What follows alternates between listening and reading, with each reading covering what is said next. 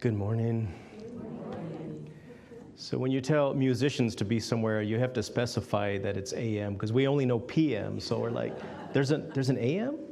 9? Yes. Oh, it couldn't be a more beautiful day. And Bonnie's so right to talk about how many talented people, how many creative people that we have here. And of course, the theme of this month, as you know, the power within and the creativity that inspires and brings forth that life, the creativity within there. I'm going to start by telling a little Hopi story. There we go. It was kind of a nice pitch, though.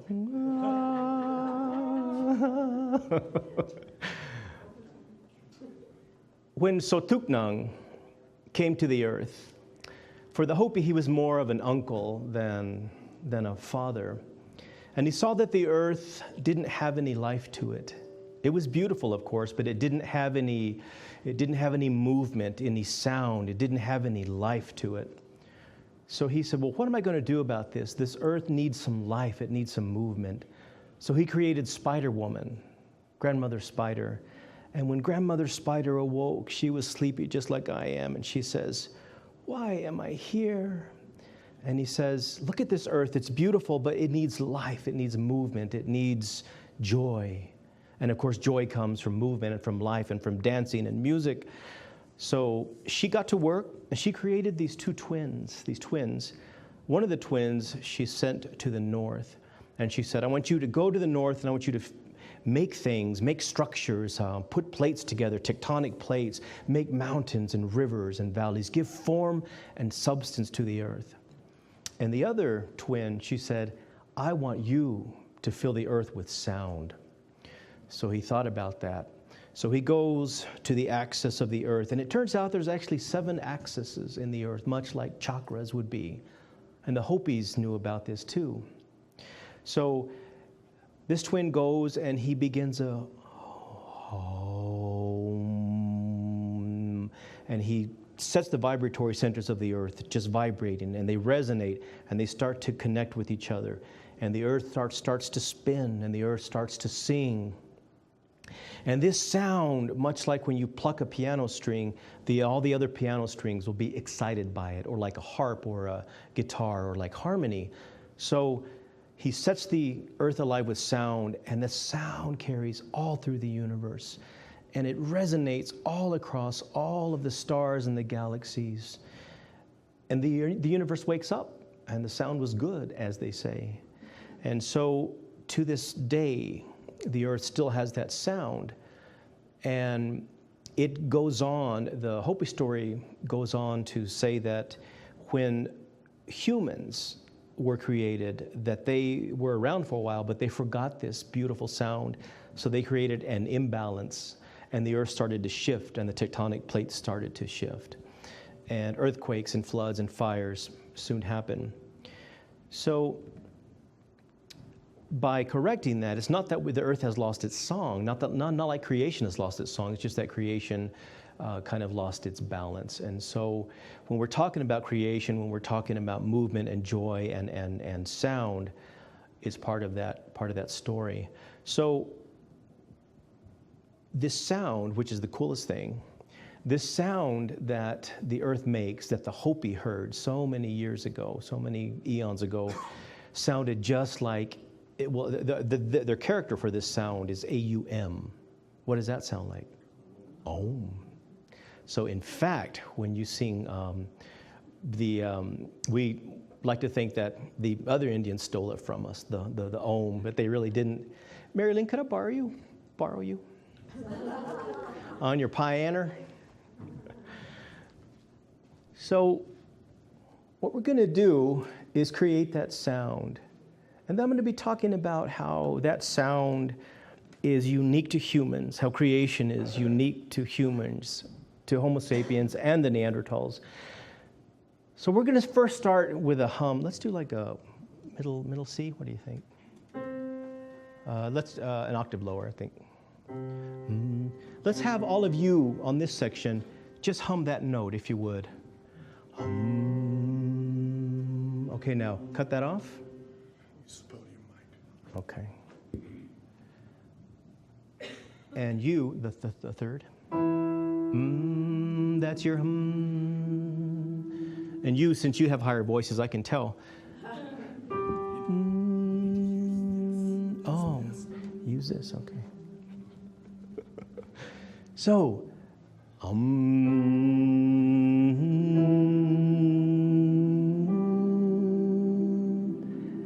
now we're going to say the word A-U-M. Let's start with you first. We're going to build that chord. Om, om, om. And now take that off. And now, if you can remember your notes, we're going to all do it at once. Ready? Om. Go ahead and give them their notes again. Om, om. Now just keep that up and keep it going.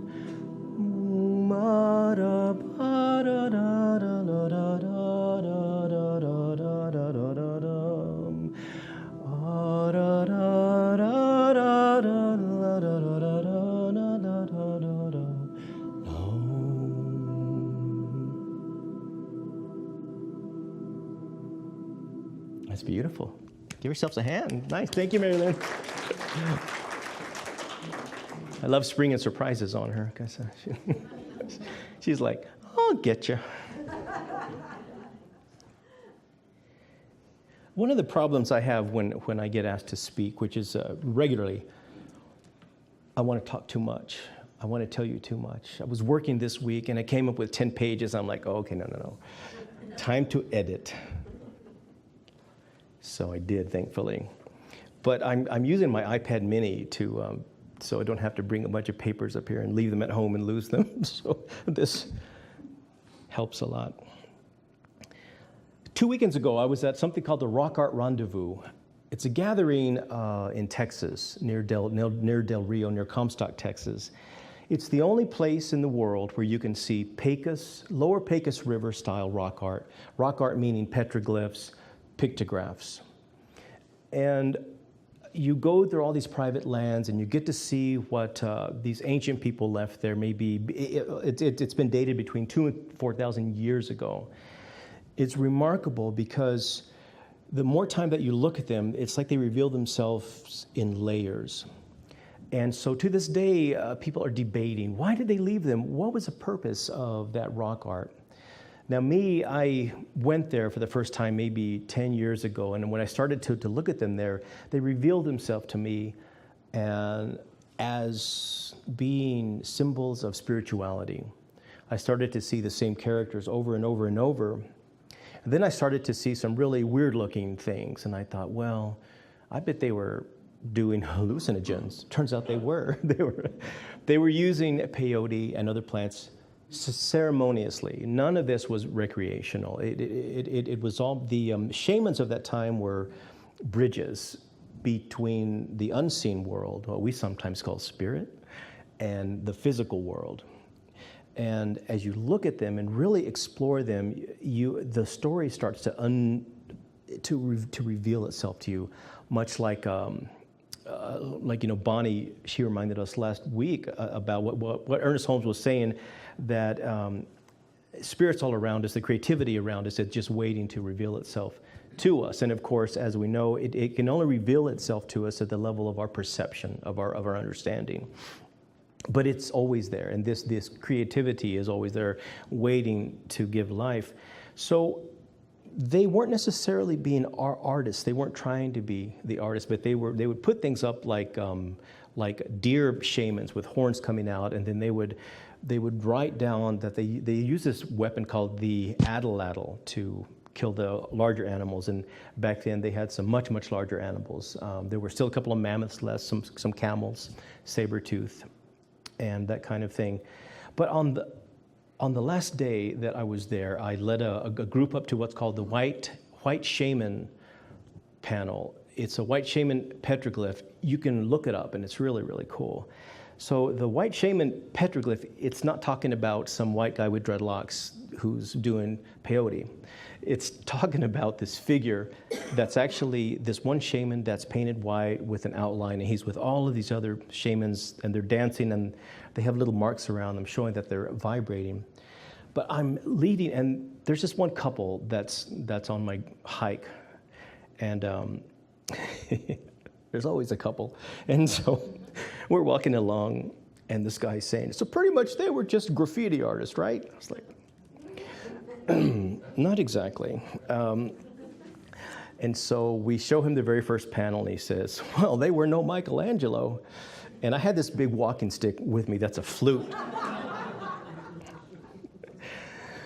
So I said, you know, maybe we can let go of our Western ideas of what art is right now. Let's look at this in the context of where these people were, what the sacrifices that it took for them. They would spend hours up there fasting, doing a vision quest, without food, without water, praying, chanting, fasting. And they would draw these panels, not knowing if anyone else would ever see them, because they were leaving a legacy of what their experience was. And they aren't the oldest, but I will tell you who the oldest rock art is. But so we're going up there, and we're going further up, and you know you can just tell where some people are never going to get where you would like them to be on your wavelength. And so I said, let's all be quiet. How about euphemism? Let's all be still for a moment and be quiet. And I said, I brought my flute with me.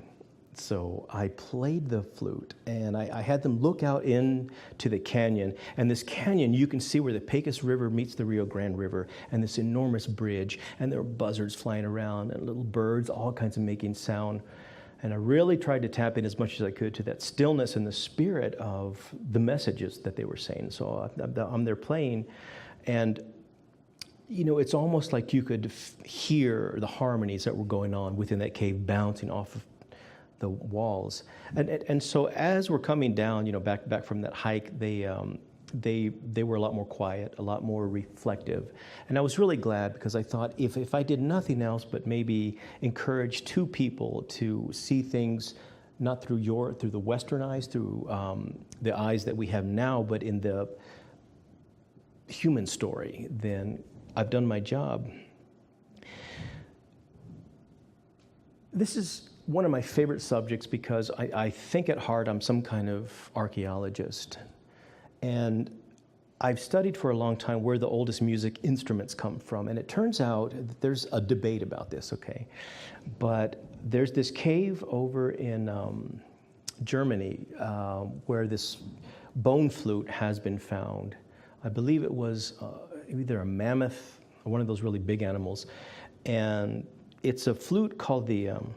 I have to look it up because it's hard to pronounce. I'm going to get it wrong anyway, so it wouldn't matter I could say anything. Unfortunately, these go online, so you have to at least get some of it right. I can't find it, but that's okay. It's a flute that has a notch in it, and then it has 3 or 4 holes in it for the finger.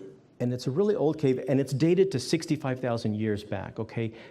Just think about this. 65,000 years back is believed to be the oldest flute, the oldest instrument as far as the constructed instrument. Of course, the oldest instrument is the human voice, and then we started to beat on things too. So this particular flute, whenever they played it, it actually had a sound that was close to the scales that we're actually using now. And so they found this flute, and this particular cave, this area at the time, 65,000 years ago, what they call the Upper Paleolithic period, not that it matters. Well, it turns out that, guess what they were? Those were Neanderthals. And so everybody said, no, but Neanderthals couldn't tie their shoes, or much less make a flute or play any instruments, you know. Well, of course, now we know that's not necessarily true. And so then on about, in 1995, there was another discovery in southern Germany of this really cool looking flute that had a V in it, and it had 5 holes for your fingers. And it was made out of the hollowed out bone of a griffin vulture. Yeah, and that didn't take very long to make that one. But in that same cave, they also found a flute made out of a mammoth tusk, and that would have taken hundreds of hours of skill. So why were they doing this? Okay, our ancestors spent a lot of time looking for food, looking for grain, looking for shelter, trying to get out of the weather. It was really cold back then. We think it's cold now? No, much, much colder then. So much like these people that I saw in the Pecos River Valley, these people in Germany were our ancestors were taking the time to construct instruments. They were taking the time to construct instruments. Now think about this. 60,000 years ago, you're wandering through Germany, southern Germany, well, what is now Germany. It's cold and you're chasing your game. It's still part of the Ice Age, so it's really cold. And you're looking for your food, you're looking for to camp at night. All of a sudden you hear this noise that sounds like a bird, but it's structured and it has melody and harmony and it has rhythm. How would that make you feel? I mean, when you're walking through there and you hear that, and then you look up and you see the glow of a fire coming from this cave, and you're walking up. And then you meet these people, and they either kill you or they invite you in to eat, you know. Let's assume these people weren't cool, and they're like, oh, come on in, man, we got green chili stew going on, so, you know. So these caves in Germany are called the Höhle Fels, which means hollow rock. Well, guess what else they found in there? It's just going to blow your mind. This was 40,000 years ago, okay? These little figurines carved that look like mammoth and saber-tooth and animals, and they put little notches on them, and they each have a different series of notches, which is someone signing it. It was a signature, okay? And they also found this thing called the Venus of Höhle Fels, and you've probably all seen that. She's this figure with this enormous belly and enormous mammary glands and no head. I don't know what that's about. But so they were trying to figure out, why did they find this? But guess what? They found that same figurine in Indonesia. They found it all over the world. My thought, it was a celebration of fertility, of the gift of life, of the gift of motherhood. And so that's when humans started to create things that were called representational or symbolic artifacts. You know the word artifacts? You know what that comes from? That comes from the Latin base of made with skill. Made with skill. So that's where the word artifact comes from. So our ancestors, sure, they were out hunting and they were out gathering and they were trying to figure this whole thing out, this life, this civilization. And then they started to create things and to make things. And I've always just stopped and paused and say, where does that urge come from? Where does that desire come from? We're the only species that makes symbolic art. We're the only species that creates that kind of art. Bird song is a different thing. It's considered language, the same with whale song, dolphin song. Sure, we have elephants that you give a paintbrush to and they draw on horses and monkeys and stuff, but, you know, they're just thinking about, where's my treat? You know, is this where I get the peanuts now? So humans are the only people doing this, and it's beautiful and it's fascinating to think that somehow we decided this urge to make beauty, to create things, to make art. If you read enough into New Thought, into Science of Mind, you learn that there's a belief system that says that we are infinite. Our being is infinite. Not necessarily this thing, not necessarily our human form, but I'd like to think of it like a rose, because my rose bush is coming in and I've got these little blossoms. I had to squish a bug that was on one of them yesterday, but it's another story. He's going to come back as an elephant. So this same creativity that's in a flower, this is how I like to think of spirit, that this creative urge that is within that flower, it's impersonal. It's just expressing itself through this flower. Have you seen how beautiful some roses are? And wonder, why are you so beautiful? You know, even the Bible, even the Psalms talk about it. You know, the lilies in the field, you know, Solomon couldn't be nearly as beautiful as those little things spinning in the field. So I look at a rose and I smell it and I see all the insects on it, feeding off of it, living off of it, and I get so excited.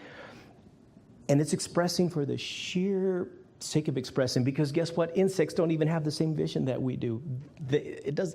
In fact, if an insect looks at a rose, it looks blue with a little white tinge on it because they see in a different frequency than we do.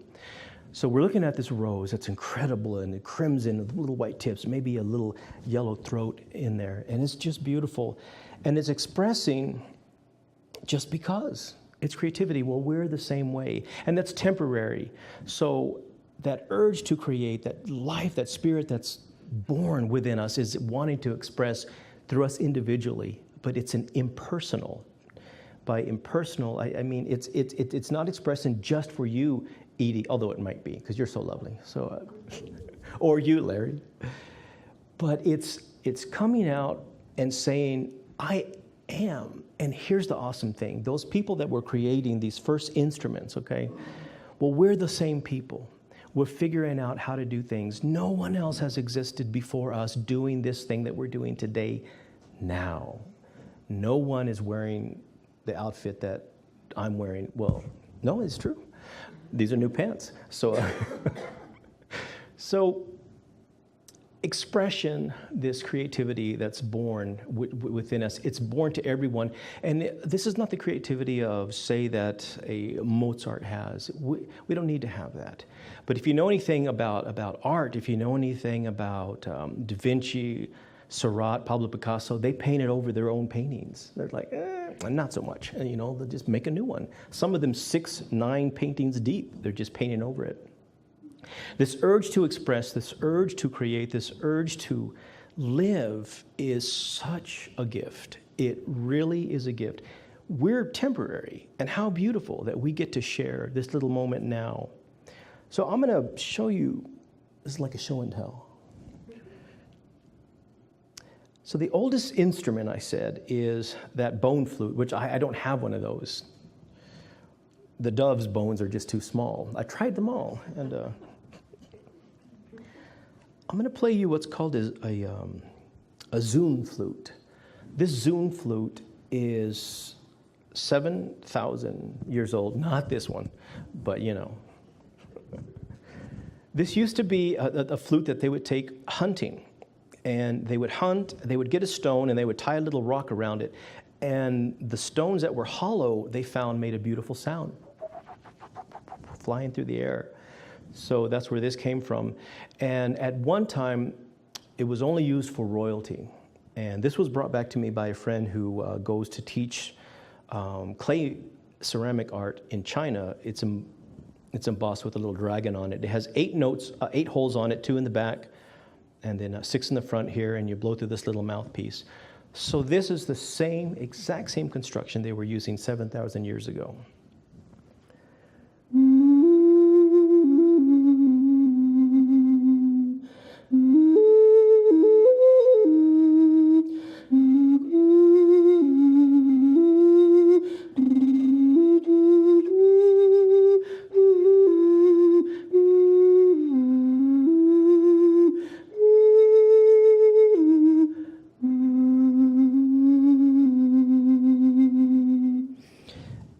About it, they said this should only be used to express the end of an artist's life, and or the sorrow of a woman crying.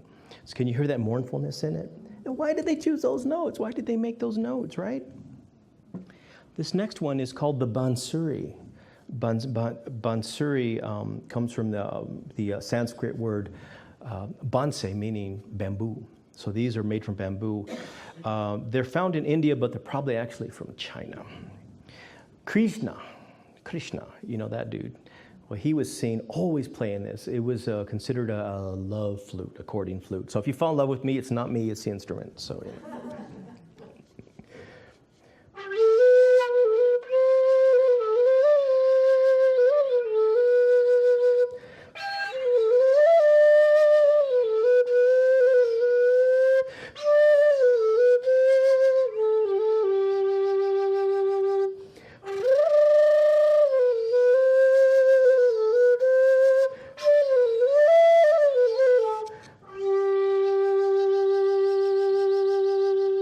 So it's just a piece of bamboo. This clay one is based on The ancient Mayan, who were my ancestors, they made clay flutes a lot. Now, this has nothing to do with the Western or the modern scale that we were trying to sing a little bit earlier, but this just sounds cool, spooky.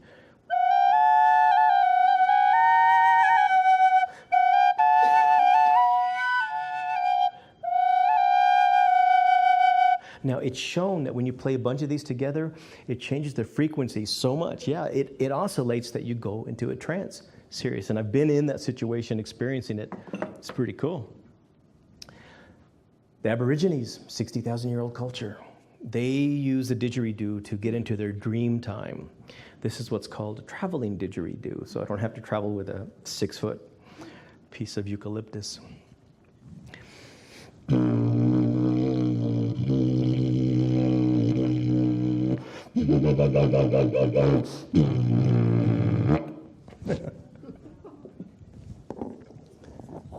Singing bowls.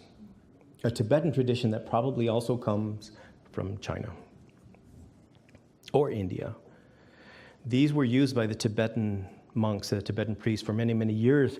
However, the Western people didn't know about them until the Chinese invaded Tibet, and all these monks didn't have any money, so they started to sell all of their possessions, and they found their way to the West. It's said that this particular sound is the sound of creation, much like the creation story I told you about of the Hopi.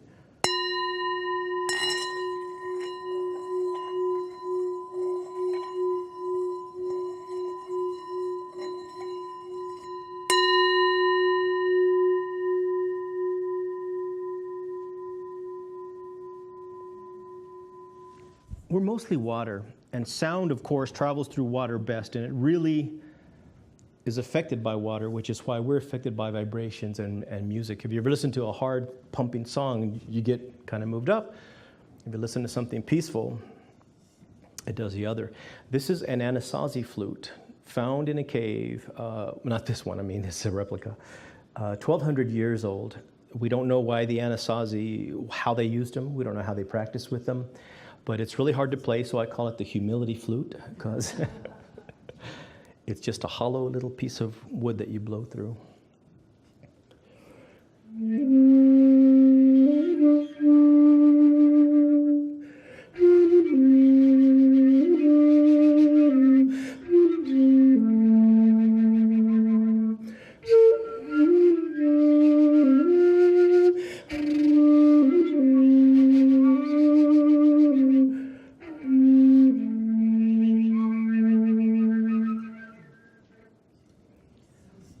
Cool, huh?